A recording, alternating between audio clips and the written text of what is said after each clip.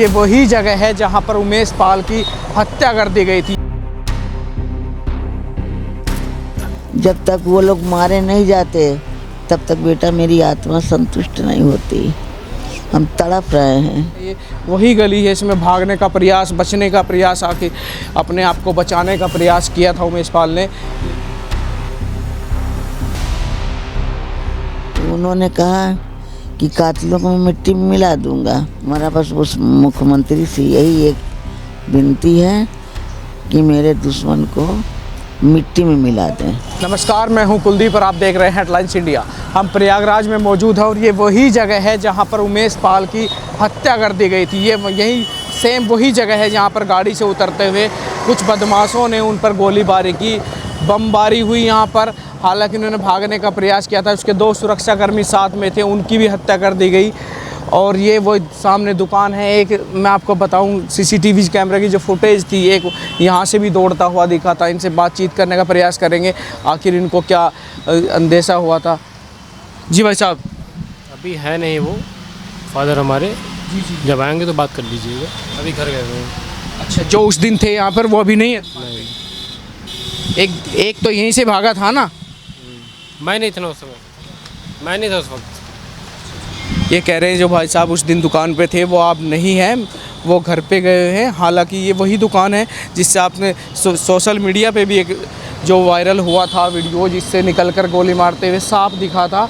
और ये वही सेम जगह है ये जहाँ पर वो गाड़ी से निकल करके सुरक्षाकर्मी की भी हत्या हुई थी और उमेश पाल की भी। और आगे संकीर्ण गली है जो उसके घर को जाती है। हालांकि अब सुरक्षा की देखें तो यहाँ पर काफ़ी पुलिसकर्मी तैनात हैं। सुरक्षा की दृष्टि से बहुत ही तंग गली है ये।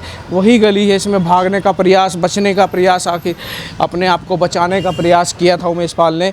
लेकिन वो 3-4 लोग थे, काफ़ी चारों ओर से गोलियां बरसी और वो निहत्थे पर गोलीबारी की और वो अपने आप को बचाने में नाकामयाब हो। और ये पड़ोसी है यहाँ पर, ये भी कोई हाई कोर्ट के वकील है।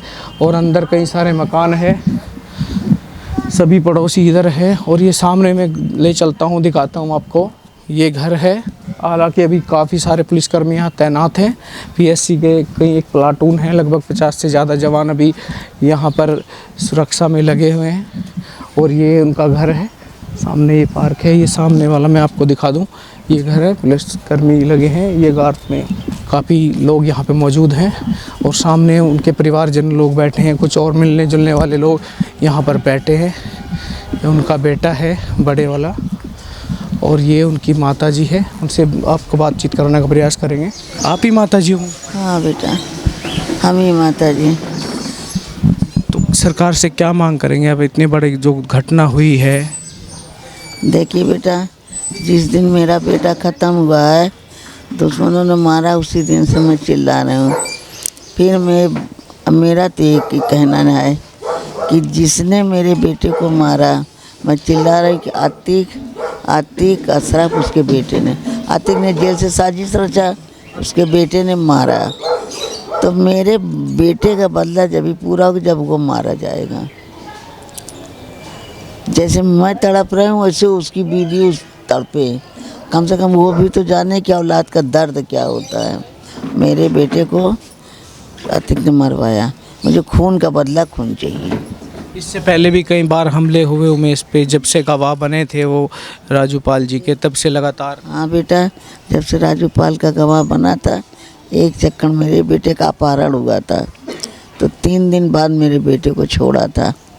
फिर उसके बाद से बेटे की धमकियाँ मिलती थी कि गवाही ना दो, गवाही बदल दो, और नहीं तुमको मरवा डालेंगे।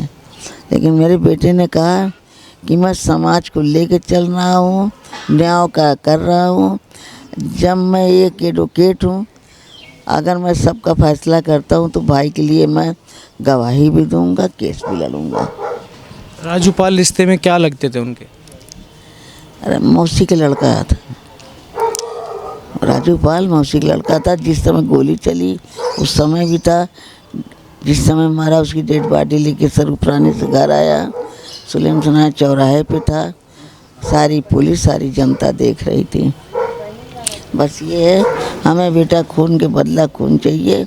आगे मुख्यमंत्री जी मुझे न्याय दें, उन्हीं के न्याय पे मुझे पूरा भरोसा है।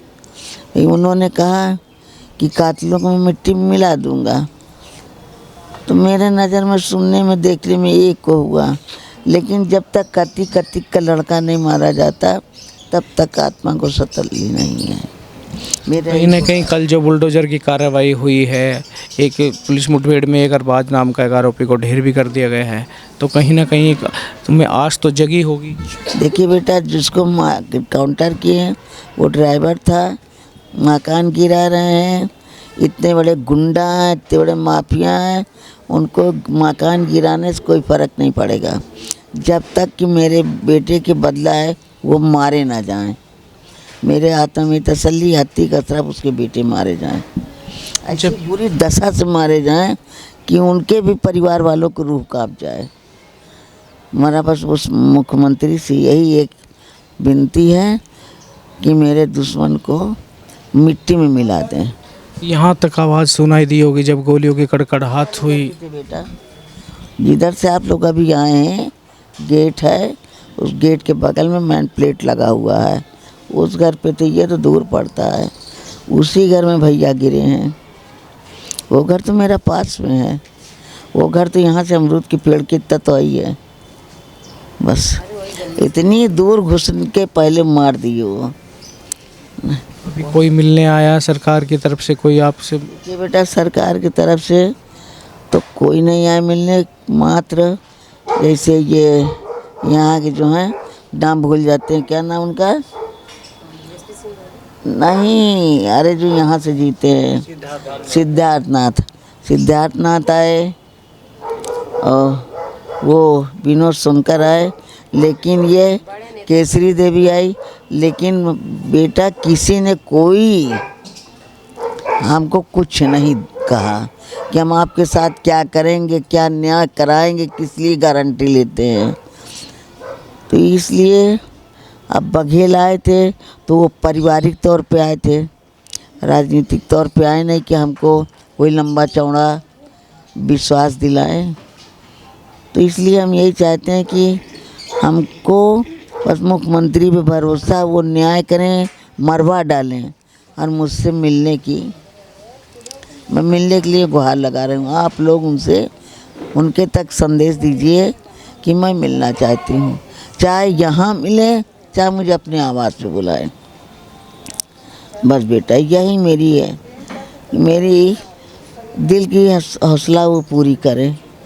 जब तक वो लोग मारे नहीं जाते तब तक बेटा मेरी आत्मा संतुष्ट नहीं होती। हम तड़प रहे हैं, अब हम और क्या कहें आप लोगों से, आप लोग सब वहाँ तक पहुँचाइए। मर्तक उमेशपाल जी की पत्नी हमारे साथ हैं, इनसे बातचीत करेंगे। पहले अभी जो घटना हुई उससे 1-2 दिन पहले कभी कोई बातचीत हुई कि धमकी भरा कोई फ़ोन आया हो आपके पास या आपकी जानकारी में हो ऐसा? नहीं, धमकी भरा फ़ोन तो आता था, बराबर आता था, और इन्होंने कई बार प्रशासन से, शासन से, सब जगह से यानी कागज़ की अपना एप्लीकेशन डाल रहा था, सब जगह पे डाला था उन्होंने। बाकी अपनी सुरक्षा की मांग कर रहे थे और कि जान के खतरा है, प्रशासन भी देखे, बल्कि संतुष्टि थी लेकिन पूरी तरह से संतुष्ट नहीं थे। तो आप योगी सरकार से क्या मांग करते हैं इतने बड़े इस घटना के बाद?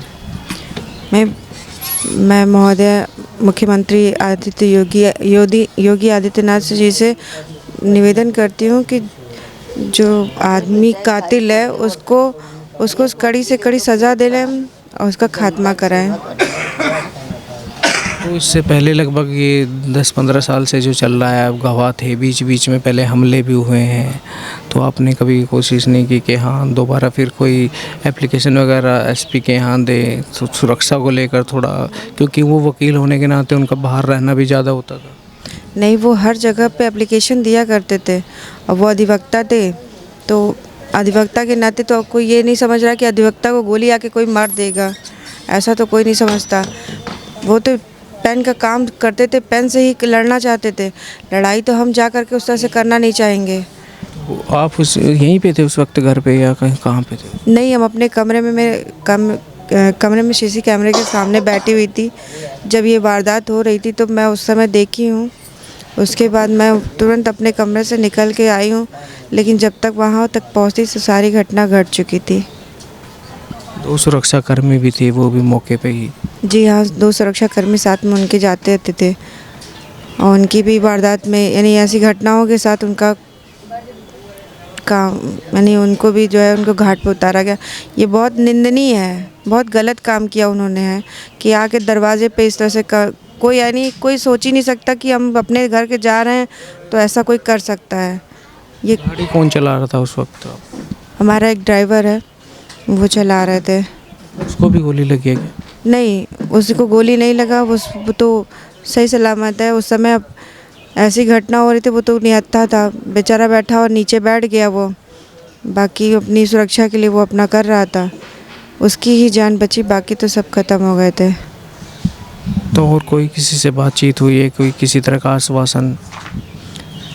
अब आपके द्वारा हम मुख्यमंत्री से आश्वासन चाहते हैं कि हाँ, जो ये घटित हुआ है वो घटना किसी और के साथ ना होने पाए और उस मुलजिम और उस आदमी को, उसके पूरे परिवार को खात्मा किया जाए। मैं ये चाहती हूँ बाबा जी से। मैं देख रहा था आपका छोटा बच्चा है, बिटिया है क्या? बेटा वो सबसे छोटे वाला बहुत छोटा है, शायद 4-5 साल का। नहीं, 2.5 साल का। तो उसको वो भी पूछता होगा कि पापा का। नहीं, उसने तो देखा था, यहाँ खेल रहा था, हम तो ऊपर से आए तो देखा तो वो खेल रहा था और उसके सामने गोली चली थी। तो बल्कि उससे कभी भी पूछिएगा तो वो यही कहता कि पापा कहाँ है। पापा कहता है कि पापा को मम्मी गोली मारा गया है। उसने अपनी घटना यानी देखा है, सामने देखा है उसने। अशोक पाल। तो आप क्या लगते रिश्ते में? हम बड़े भाई हैं। अच्छा, आप उमेश पाल के बड़े भाई? हाँ आप इस वक्त यहीं पे मौजूद थे? हाँ, हम भी वही हैं जो होना था। अब वो लोग आए मारे। अब इसके इस घटना से 1-2 दिन पहले, 3 दिन पहले, फिर या 2-4 दिन, हफ्ते पहले भी धमकी मिली थी या अब ऐसा कुछ नहीं था? ऐसे हमको कोई खबर नहीं है। खाली हम यही चाह रहे हैं कि जो भी न्याय मिले कायदे से मिले। जब भर जड़ कटेगी नहीं, पत्ते की कोई कीमत है नहीं। अब ऐसे कुछ भी करे, अब मकान गिरेगा फिर वो बनवा लेंगे। अभी सारों घर ने भी गिरा मकान, फिर VIP मकान बन गया उनका दूसरे के नाम से। जब भर जड़ उखड़ेगा नहीं तब भर कोई फ़ायदा तो है नहीं। क्या मांग करते हैं आप योगी सरकार से? बस मांग यही है कि वो दोनों भाई और लड़के उनके काउंटर मारे जाएं, तभी कुछ तसल्ली मिलेगी। और मुख्यमंत्री जी से निवेदन है कि या तो मिले या तो मिलने का समय दें हम लोगों को, और सरकार पे तो भरोसा है। और ये उनकी माता जी थी उमेश पाल के और बड़े भाई थे। इनका साफ तौर पे कहना है योगी जी से मिलने की इच्छा है। एक बार हमारी मांग है कि योगी जी हमें मिले, हम अपनी बात कह सके और उनको न्याय तभी मिलेगा। इनका साफ तौर पर कहना है कि हमें न्याय तभी मिलेगा जब अतीक और उनके बेटे को अब इनकाउंटर में मौत हो, वो मारे जाए। खाली मकान तोड़ने, बुलडोजर चलाने भर से हमें संतुष्टि नहीं होगी। वो पैसे वाले लोग हैं, मकान तो फिर भी बना लेंगे। अपने सहयोगी कैमरामैन रोहित के साथ कुलदीप सिंह, प्रयागराज।